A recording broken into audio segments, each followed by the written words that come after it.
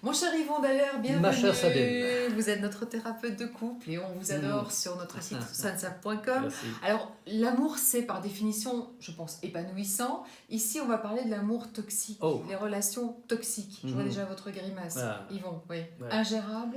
Normalement, on devrait s'élever en amour, pas tomber en amour et se retrouver dans des situations où on ne s'épanouit plus.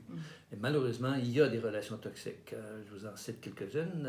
Par exemple, et peut-être la plus fréquente, c'est lorsqu'il y a de la violence, non seulement verbale, mais aussi physique.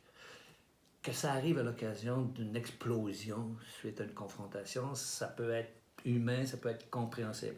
Mais si la violence physique et ou verbale arrive régulièrement, c'est une relation toxique à laquelle il faut, de préférence, mettre fin.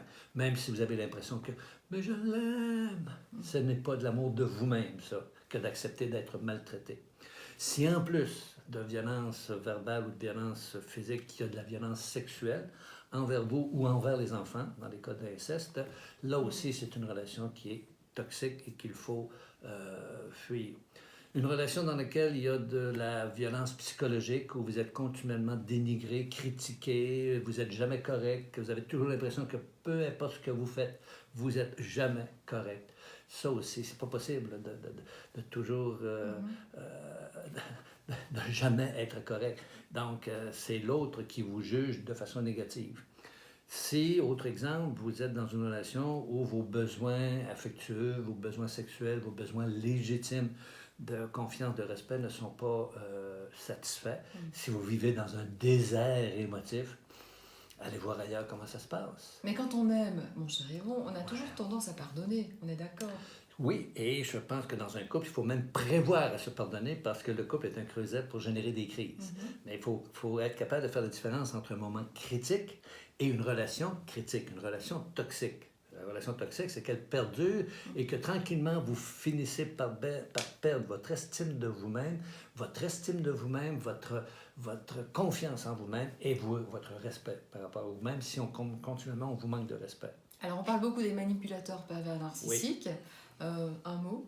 C'était justement la prochaine relation toxique dont je voulais parler.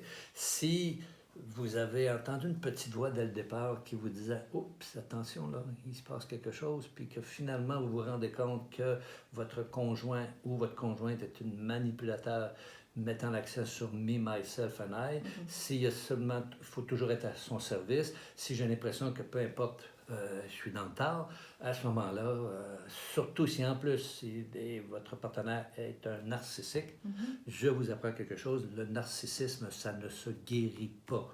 C'est intraitable. Okay? On ne peut pas avoir accès à un homme ou une femme narcissique. Donc, même lorsque l'on va consulter un thérapeute de couple, par exemple. Oui, il y a des relations toxiques où on peut, lorsqu'on arrive à une certaine limite, peut-être arriver à faire la révolution, mais ça demande beaucoup de volonté, beaucoup d'efforts pour arriver à faire d'une relation toxique une relation harmonieuse. Et parfois, qu'on le veuille ou non, le divorce est souvent la meilleure des solutions. Oui, tout couple peut et vaut la peine d'être sauvé, mais pas à n'importe quel prix. Pas au prix de perdre votre estime et votre confiance en vous-même. Merci pour ces belles paroles, Yvon. À très très vite sur notre site.